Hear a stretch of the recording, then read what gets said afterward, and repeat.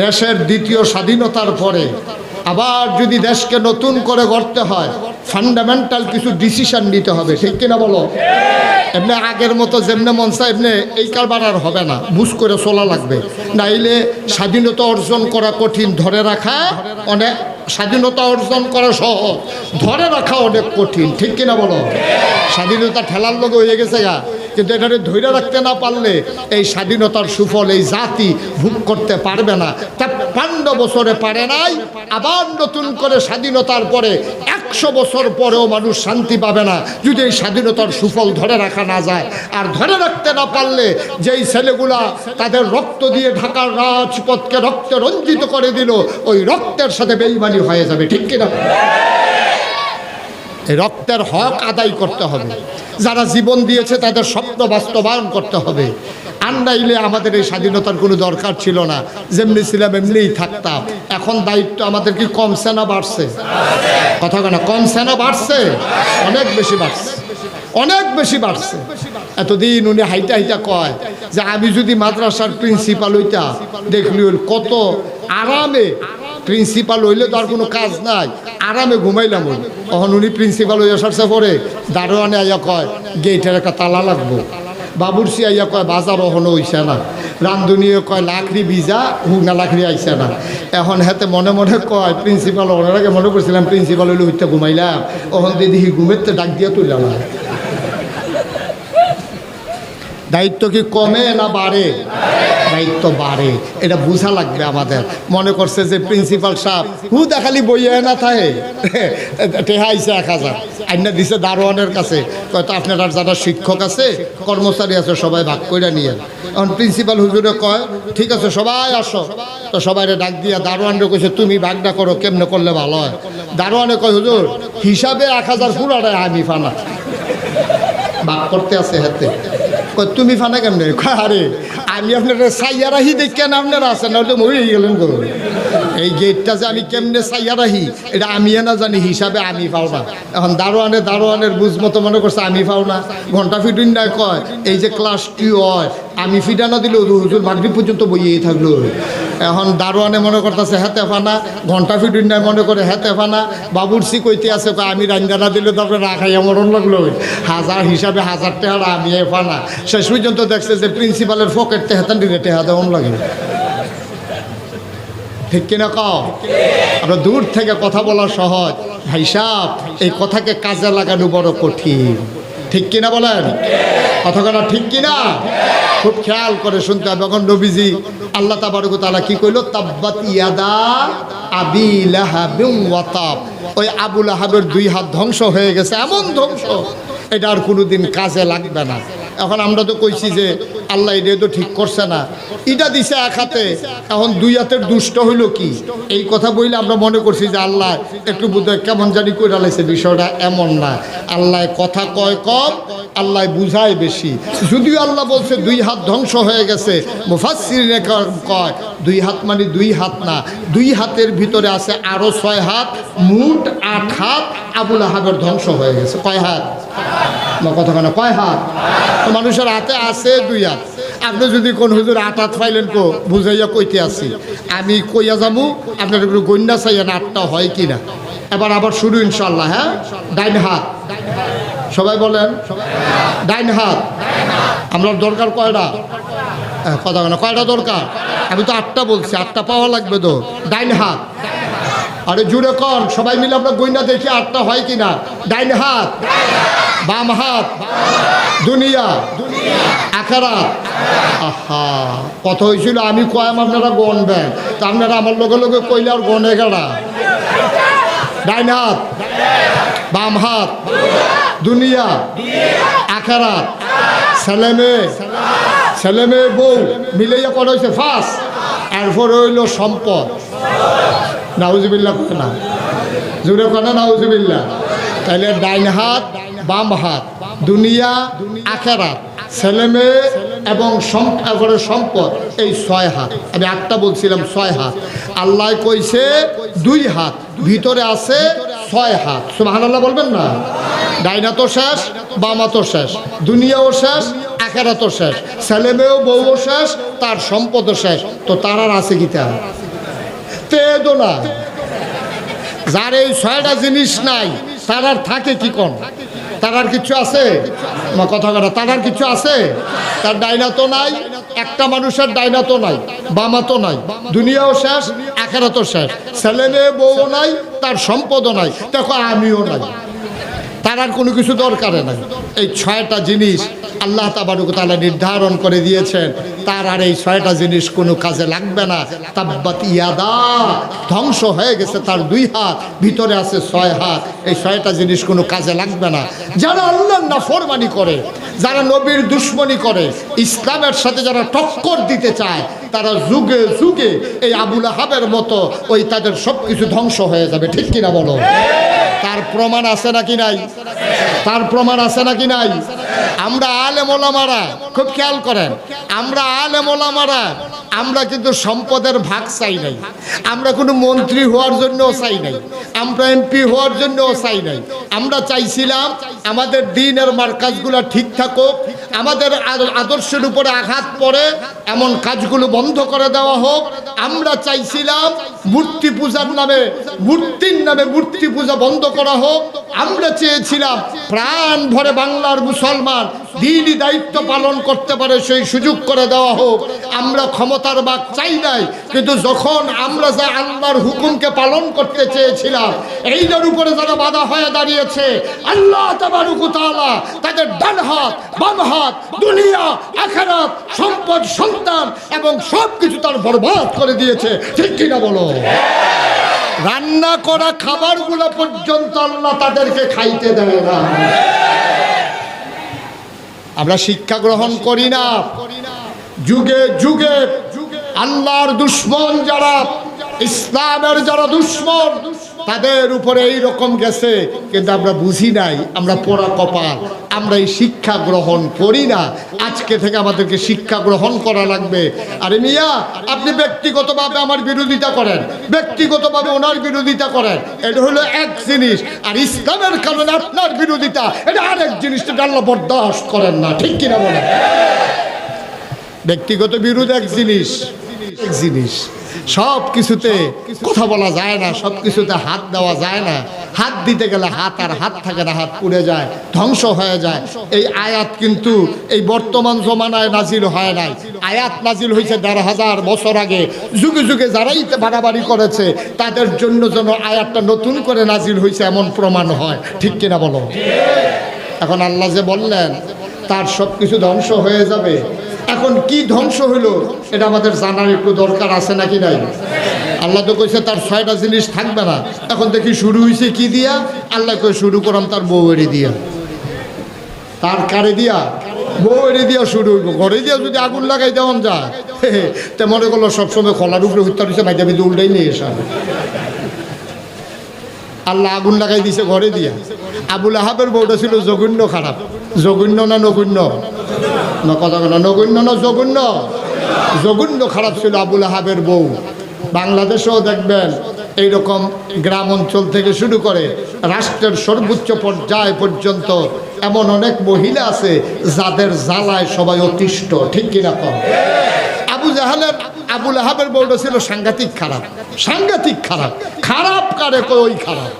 আবু লাহাবের বউ যখন নবীজি কইছে লা ইলাহা ইল্লাল্লাহ মুহাম্মাদুর, আবু লাহাবের বউ ওই দিন রাত্রি রাগ হয়েছে।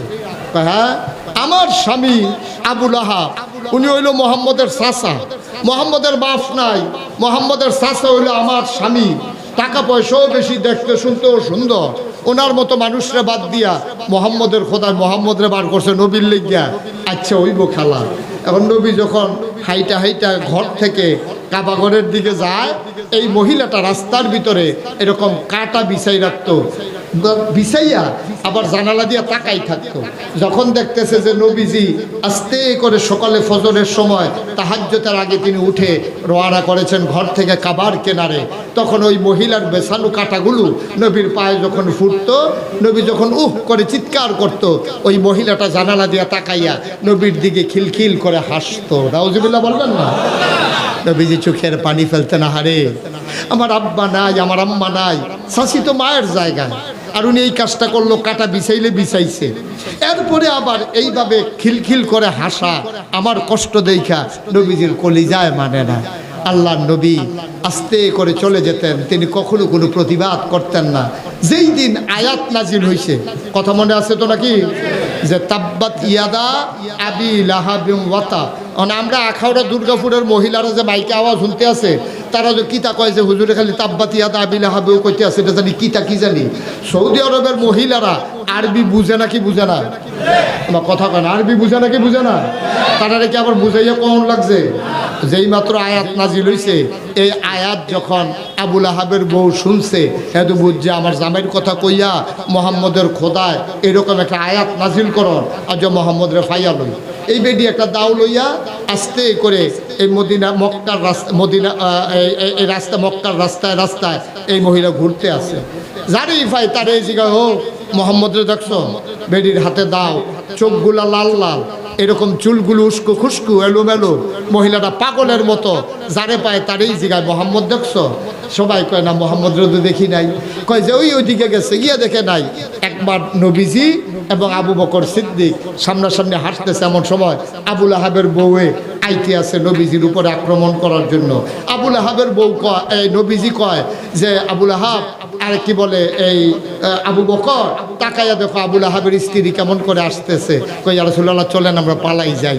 নবীজি মুচকে হাসি দিয়া কয়, আমার চাচি আবুল আহাবের স্ত্রী আসবে, কিন্তু তোমারে দেখবে, আমারে দেখবে না। সুবহানাল্লাহ বলবেন না? এখন যখন সামনাসামনি আইসা পড়ছে, আইসা নবীজি আর আবু বকর সিদ্দিক পাশাপাশি দাঁড়াই রয়েছে। আবুল আহাবের বউ আইসা আবু বকর সিদ্দিকরে জিজ্ঞেস করতেছে, তোমার লগেরটা কোন? নবীজি লগে আছে নাকি নাই? কথা বলে আছে নাকি নাই? আবুল আহাবের বউ আবু বকররে দেখে, নবীজিরে দেখে না। সুবহানাল্লাহ কয় না? আল্লাহর কি খেলা, সুবহানাল্লাহ বলবেন না? এই দেখছে যে হ্যাঁ দাঁড়াই রয়েছে, আইসা দেখে না। এখন যখন আবুল আহাবের বউ আইসা দাঁড়াই রয়েছে, দেখছে আবুল আহাবের বউয়ে ঢুকে সেটা আবু বকররে দেখে, নবীজিরে দেখে না। নবীজি মুচকি হাসে। আবু বকর সিদ্দিক মনে মনে কয়, দেখকেও দেখে না রে, কাছে আছে তারপরেও দেখে না। এবার আবুল আহাবের বউ তালাশ করতে করতে চলে গেছে, সন্ধ্যা হয়ে গেছে। কোনোভাবেই নবীজি যখন খুঁজে পাওয়া গেল না, এই মহিলার রাগ কি কমছে না বাড়ছে? সাংঘাতিক বাড়া বাড়ছে। মহিলা আবার এই দাউডা লইয়া আর একটা লম্বা রশি লইয়া রোয়ানা দিছে জঙ্গলের দিকে। বেটি তো আগের থেকে কাটা কাটতে না ওই নবীর রাস্তায় বিছায়। এবার যখন জঙ্গলের দিকে গেছে, গিয়া সেটা সন্ধ্যার আগে একেবারে বড় বড় কাটাওয়ালা, লম্বা কাটা, পাখনা কাটা, এরকম মন কাটা, ভিতরে গিয়া সেটা কাইটা সবগুলো একটা বোঝা বাঁধছে। কি বানছে? একটা শক্ত বোঝা, আটি বান্ধা, বোঝা বান্ধা মহিলায় ওইখানে এমন বড় ফোজা বানছে, এটা তো আর তুলতেও পারে না। আর জঙ্গলের ভিতরে এবিডির ফোজা তুলুন না, মানুষ তো আর সন্ধ্যার ফরিকে বইয়া রইছে না, কারণ এবিডির যত ইয়া মানুষের দ্বারা তো ইয়া না কেন, এই বেডির একটু বেশি ইয়া। বেশি কি ইয়া? এটা কম যেত না কি? নাউজুবিল্লাহ কইতেন না? জোরে কইতেন না নাউজুবিল্লাহ? বেডি ভুজা বান্ধা তুলতে পারে না। বেডি এখন চিন্তা করতেছে, কিরে কারবার কি? এখন দেখে যে কেউ উঠেন না নাই। এমন সময় বেডি চিন্তা করলো, কি করো? শয়তান আইয়া বুদ্ধি দিছে তো। শয়তানে খুব খেয়াল করেন, সিহন কথা তো আমরা আইয়া পড়ছি আসল জায়গায়। এখন শয়তান আইয়া চিন্তা করছে যে একটা বুদ্ধি দেওয়ার দরকার, এখানে সাইজ করে নেওয়ার দরকার। শয়তান আইয়া বুদ্ধি দিছে, এটাতে যদি কোনো মতে একটা ওসা পাহাড়ের ফাত্তরের উপরে তুলন যায়, তাহলে মাথাটা নোয়াইয়া তুমি আস্তে কইরা এটা যদি মাথার তৈতা ফটো দাঁড়াইয়া বাইতে না একটা যাও, এটা কোনো সমস্যা হইতো না। যেই বুদ্ধি সেই কাম। বেরিয়ে করছে কি, একটা ফাত্তরের উপরে নিয়ে ঠেললা ঠুললা ফোজাটারে তুলছে। তোলার পরে দেখে যে পিছনে আরেকটা পাথর, জায়গাটা খেয়াল করে, মনে করেন এটা একটা পাথর, এই পানির বোতলটা একটা পাথর, এই টিস্যু বক্সের উপরে নিয়ে তুলছে ফোজাটা, পিছন দিয়ে পানির এই বোতলটা, এই মাঝের জায়গাটার ভিতরে আবুল আহাবের বউয়ে দাঁড়াইছে। সামনে ফোজা, পিছনে পাথর। এবারে মাথা নোয়াইয়া যখন ফোজারে গৈরান দিছে, কি আল্লাহর ফেরেশতা আঙ্গুল দিয়ে গুতা দিয়া দিছে, এটা কি জানি। এখন গুতার লগে এখন ফোজা আপনার গেছে গা আপনার পিছন দিয়া, তো বেরিয়ে ফোজা বান্ধা দিছে হরখা গিট্টু। কি গিট্টু? আপনার এগুলো হরখা গিট্টু চিনেন তো নাকি? আমরা তো মাশাআল্লাহ সহজ চিন্তা লাইছেন হরকা গিট্টু। আমি কক্সবাজার গেছিলাম মাহফিল, তারা কইছি হরকা গিট্টু, তারা আমার ভাই চাইয়া রয়েছে। কত বুঝাইলাম ভাই, এমনি ফইলা দিয়া সেটা উল্টাইয়া যে তাই হেইটা তারা চাইয়ে রয়েছে, তারা বুঝাইতে আমি পারি না। লগে এক ফাজেল মাদ্রাসার প্রিন্সিপাল আছি, এবার তারা কইলাম ভাই তারা তো আমি গিট্টুটা চিনাইতাম পারতেছি না, আপনি একটু বুঝাইয়া কর না। এবার আমার দিকে হাসি দিয়া আমি বুঝলে না, তারারে বুঝাইছি।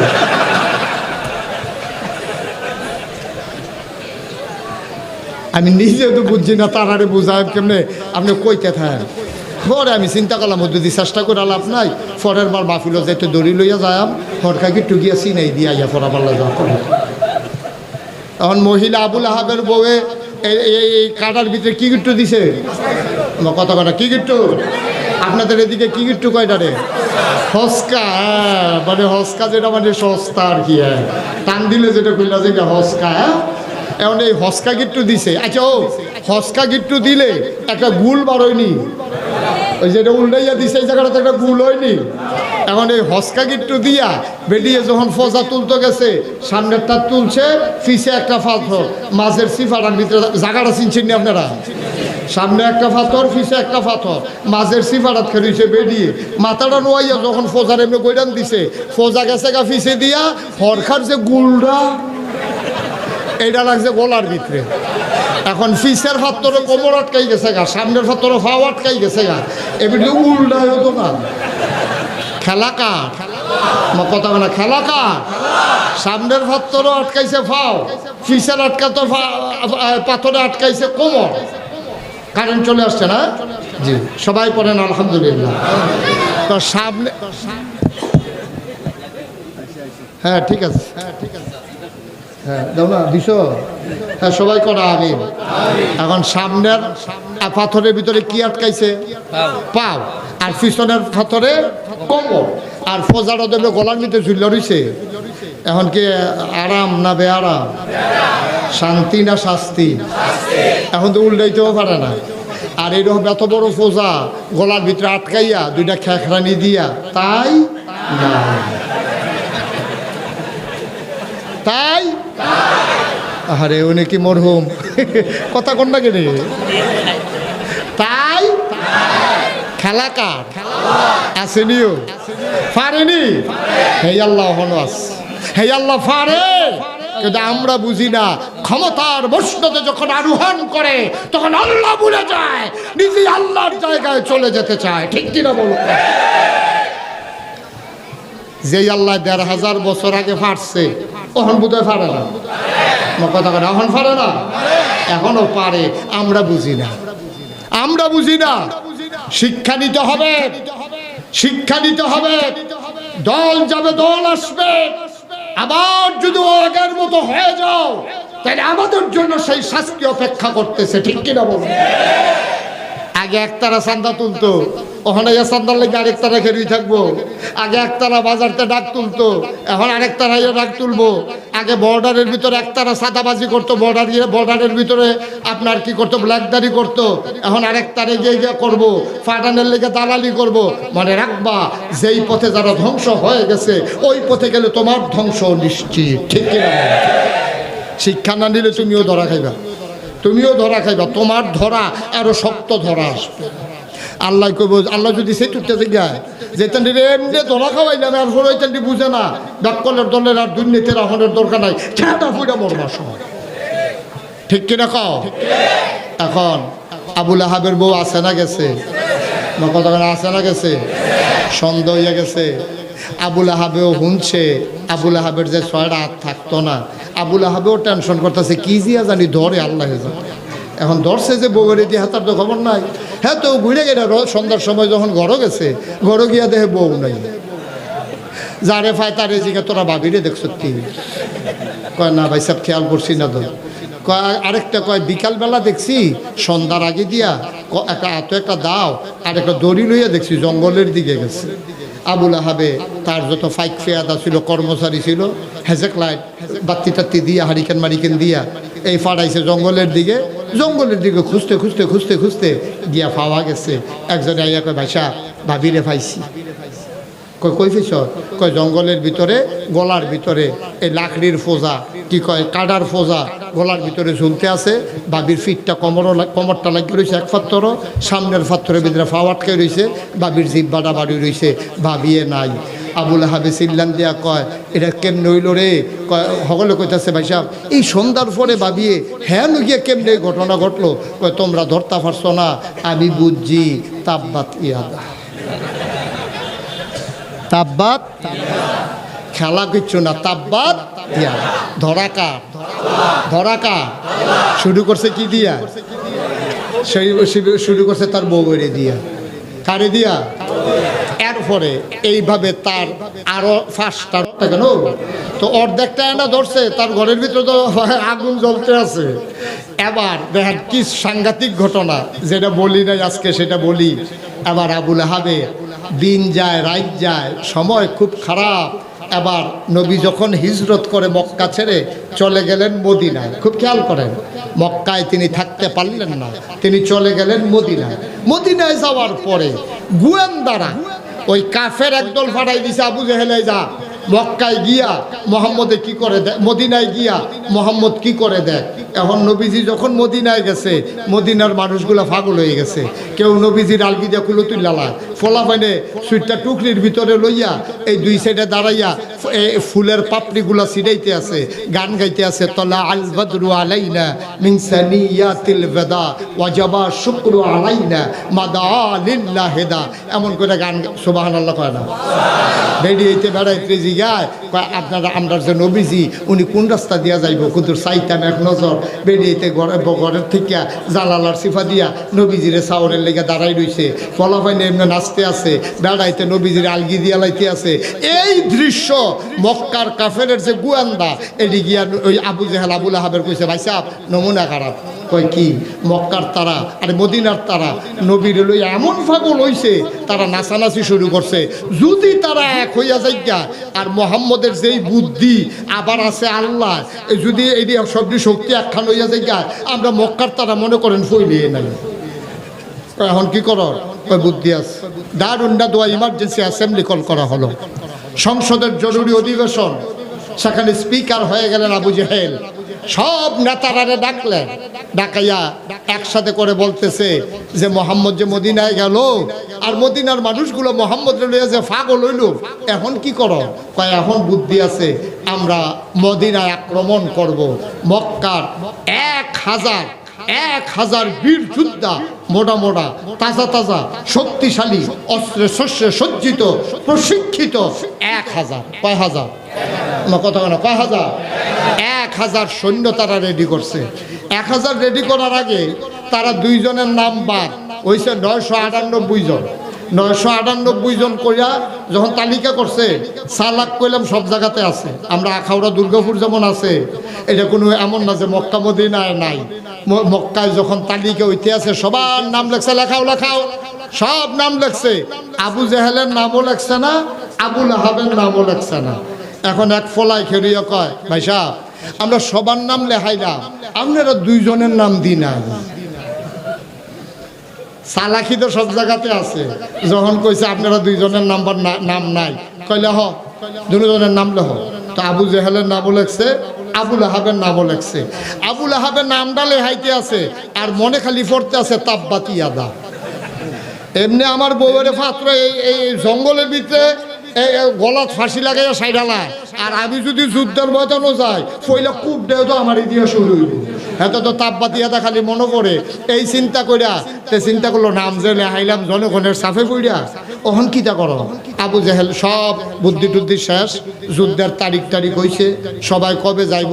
আবুল আহাবে কয় কথা আছে, যুদ্ধ যাওয়ার আগে কথা আছে। কয় কি কথা? আমরা যে 1000 লোকের নাম লেখাইলাম, আচ্ছা এর ভিতরে কেউ যদি শৈল ভালো না থাকে, এটা তো একটা চিন্তার বিষয়। সবার যে শৈল ভালো থাকবে এমন তো কোনো কথা না। 1000 লোক আমরা বসেন, 1000 লোক কয় হাজার? ওমা কথা বলে কয় হাজার? 1000 লোকের ভিতরে কারো শরীর খারাপ হওয়ার স্বাভাবিক না অস্বাভাবিক? স্বাভাবিক। এখন কেউ না কেউ শরীর তো খারাপ হইতেই পারে। আবুল আহাবে কথা তুলছে, ভাই এই যে 1000 লোক যে আমরা নাম লেখাইলাম, কেউ যদি শরীর ভালো না থাকে কিতা করো?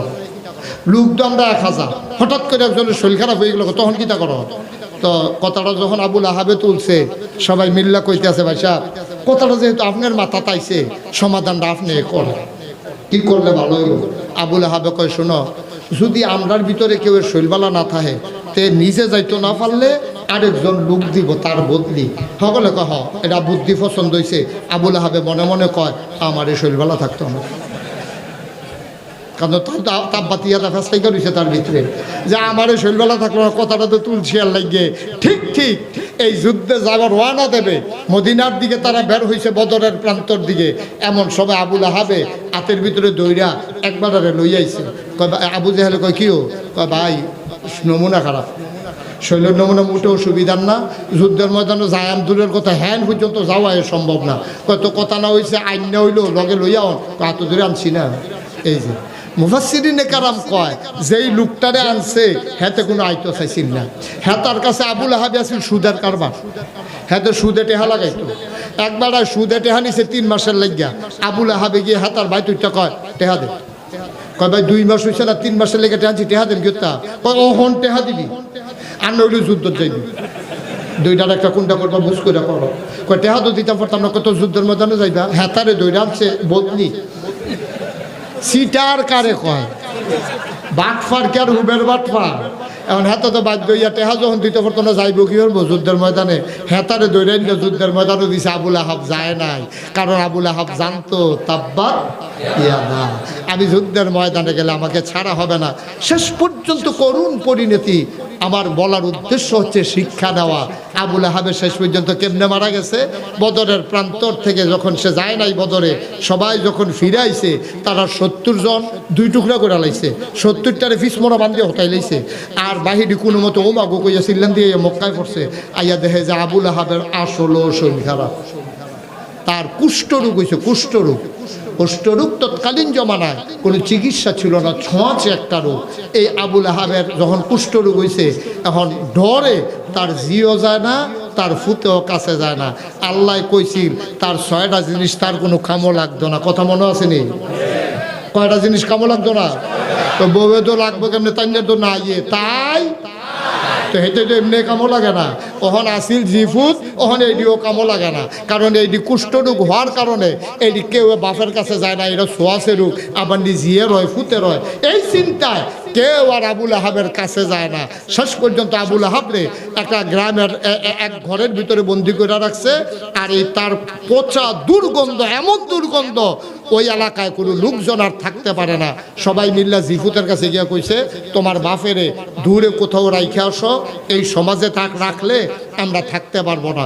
শেষ পর্যন্ত জঙ্গলের কাছে ছোট্ট একটা ঘর তুললা, ওই বাদ্যা মানুষ বাদ্যা বেরিয়ে বাদ্যা বেড়ায় যেমন আটকা ঘর তুললা থাকে পলিথিন দিয়া, এরকম একটা ঘর তুললা আবুল আহাবরে নিয়ে আলগা এক জায়গার ভিতরে রাখছে।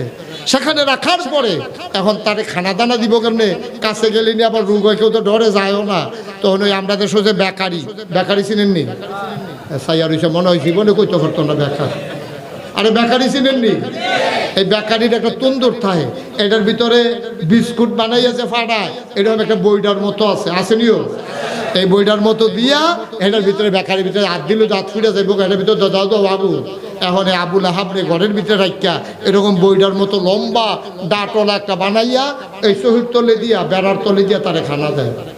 হ্যাঁ বইয়া বইয়াতে খায়। তার জিফু তো তার কোনো কামও লাগলো না, তার টাকা পয়সাও কোনো কাজে লাগলো না, তার বউ তো ফইলে নাই। শেষ পর্যন্ত জঘন্যভাবে আবুল আহাবের দুনিয়া থেকে বিদায় হলো।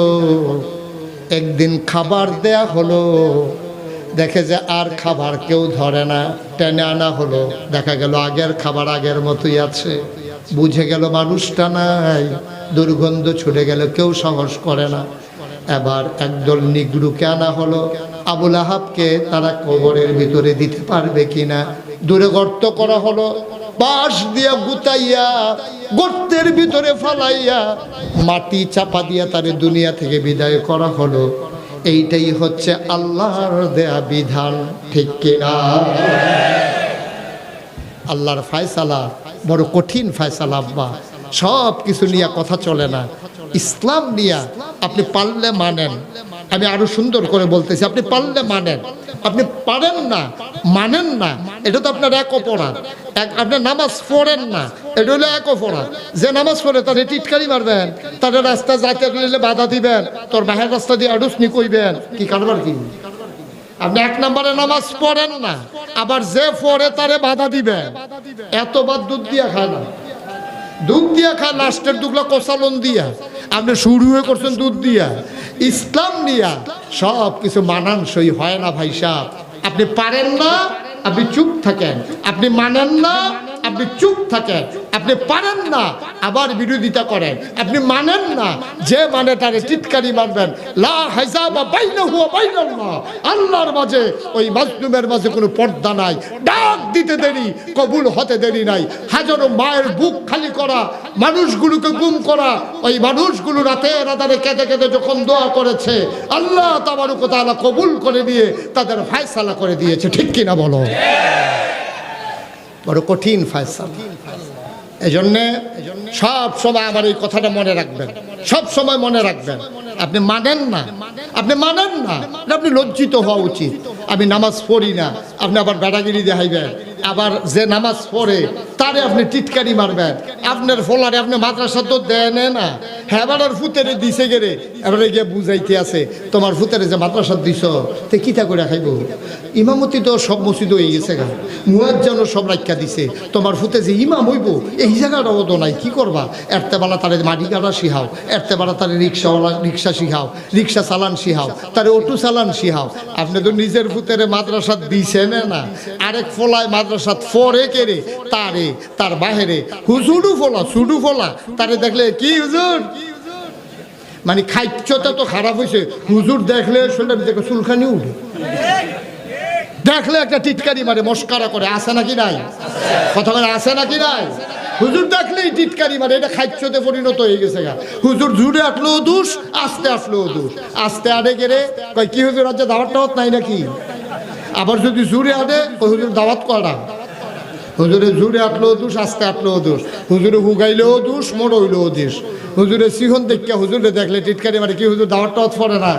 আর হুজুরে যদি একটু শরীরটা মোড় হয়ে যায়, হুজুর দরজা দিয়ে ঢুকেননি, হুজুরে দরজা দিয়ে ঢুকবো, না হইলে বেড়া খুললে ঢুকবো, না হইলে উফরি দিয়ে টিন খুললে দুপুরে পড়বো, তোমার সমস্যা কি?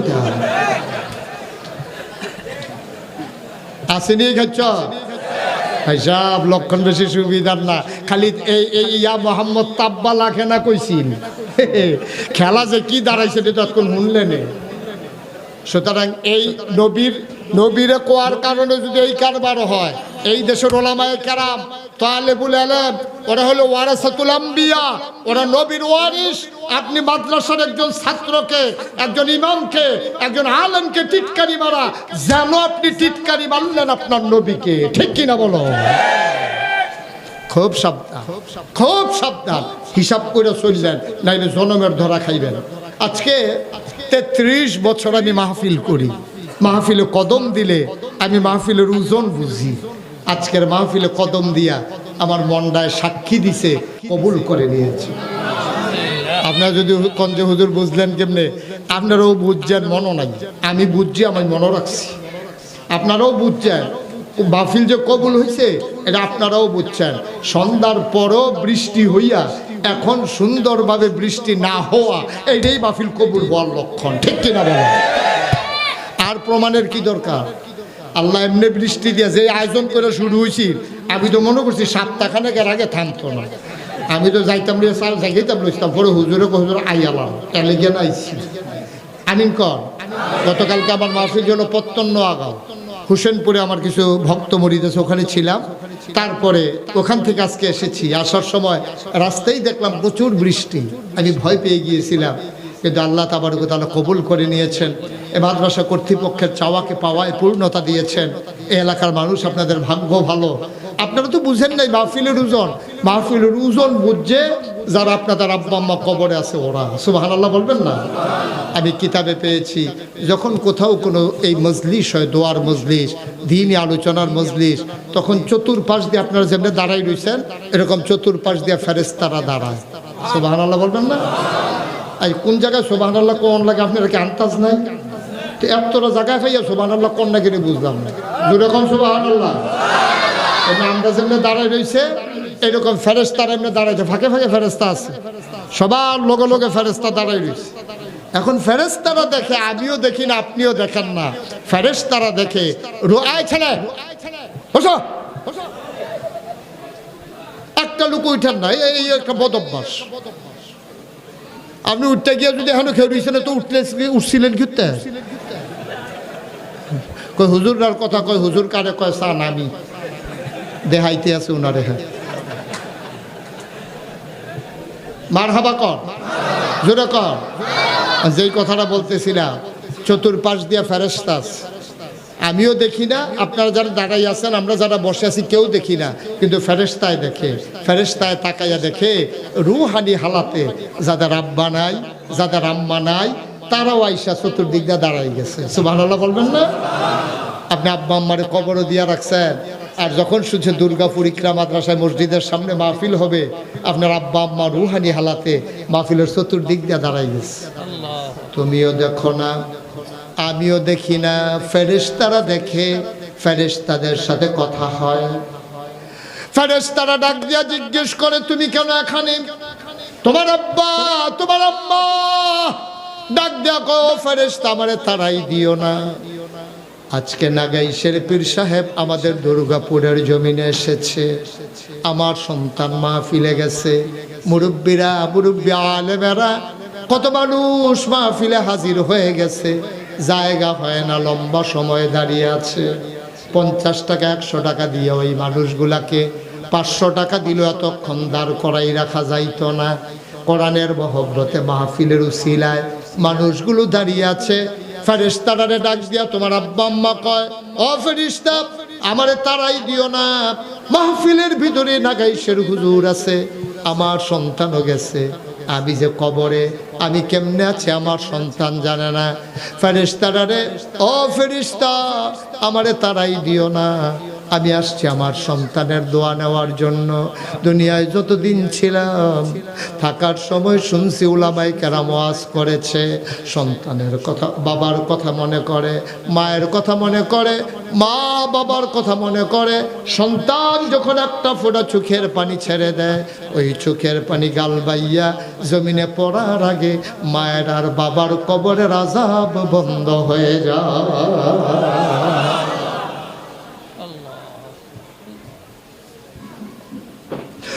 ফেরেশতা আমারে তাড়াইয়া দিও না,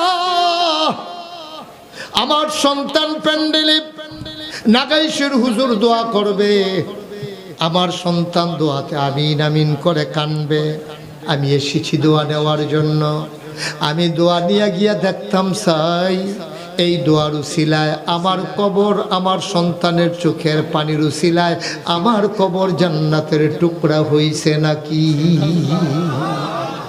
আমাদের যাদের আব্বা নাই, আমাদের যাদের আম্মা নাই, যাদের আব্বা আছে আম্মা আছে দাদা দাদি নাই, ও আখাওড়ার মানুষেরা, ও কলিজার টুকরা যুবকেরা, একটা মানুষ চলে যাবা না, উঠে যাবা না, লম্বা সময় আমি তোমাদেরকে ধরে রাখবো না।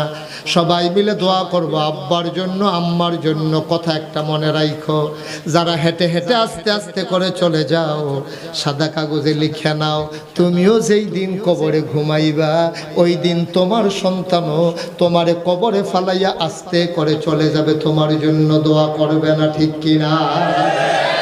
আজকে যদি তুমি তোমার আব্বার লাগিয়া দোয়া না করো, তুমি যদি তোমার আম্মার লাগিয়া দোয়া না করো, তো তুমি কবরে গেলে তোমার ফুতে তোমার লাগিয়া দোয়া করব, এটা আশা করো কেমনে? এটা আশা করো কেমনে? তুমি বালার গড়ো, বালা হয় না। আর তুমি বেড়া দুনিয়া বেড়ার গড়ো, দোয়ার সময় তুমি আরো রাস্তা দিয়া, আর তোমার গড়ো হেই ফুতুই বতে বইয়া বইয়া দোয়া করবো, তে মাহফিল আইবনি। তাই তো মাহফিলের সাইডে কিন্তু একটু একটা বুট বাদাম খাইয়া আটতে আটতে ভাগ্য উঠতে থাকবো। তুমি যে মাহফিলতে উঠতে যাও, তোমার সন্তানকে তুমি কি শিখাই দিয়া গেলা? সুতরাং বাবারা, ভাইয়ারা, একটা লুকো যাব না, আমরা সবাই মিলে দোয়া করে, আব্বা আম্মার জন্য দোয়া করে, আব্বা আম্মার কবরগুলাতে জান্নাত বানাইয়া তারপরে আমরা যাবো ইনশাআল্লাহ। রাজি আছি সবাই? আল্লাহ যেন কবুল করে, সবাই কোনা আমিন, জোরে কোনা আমিন। প্রত্যেক দিন তো আসি না, ইচ্ছে করলেও আসা সম্ভব না। এই বছরও কোনো সুযোগ নাই, পরের বছরও দাওয়াত রাখার আর কোনো সুযোগ নাই। 25 সাল, 26 সাল, 27 সাল পর্যন্ত মাহফিল মোটামুটি তারিখ দেওয়া আছে। বাঁচলে আর কি, মরে গেল দেহানের শেষ। আমিন বলবেন না? জোরে কোনা আমিন। সবাই মিলে আমরা একটু দোয়া করবো, দরকার আছে নাকি নাই? যারা দাঁড়াই রয়েছেন কষ্ট করে, এখন আর নড়াচড়ার দরকার, একটু দাঁড়ান, আমরা দোয়া করে দেবো ইনশাআল্লাহ। যেহেতু এই মাদ্রাসাটা আল্লাহর খাস মেহেরবানি, আমাদের ইকরা দারুল উলুম,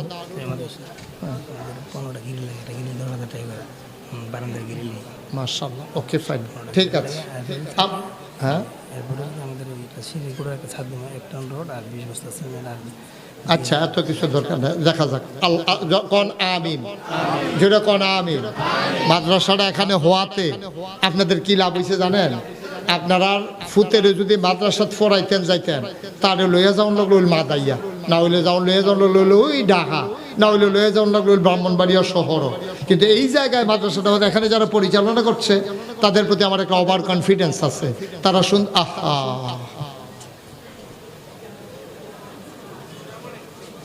ভাই, জি সবাই কোন আমিন, যেরকম সমস্যা থাকতে পারে, কিন্তু এতক্ষণ সমস্যা হইলো নাকি এই টাইমটাতে সমস্যা হইলো, এটা হইলো চিন্তার বিষয় আর কি। আমিন কর।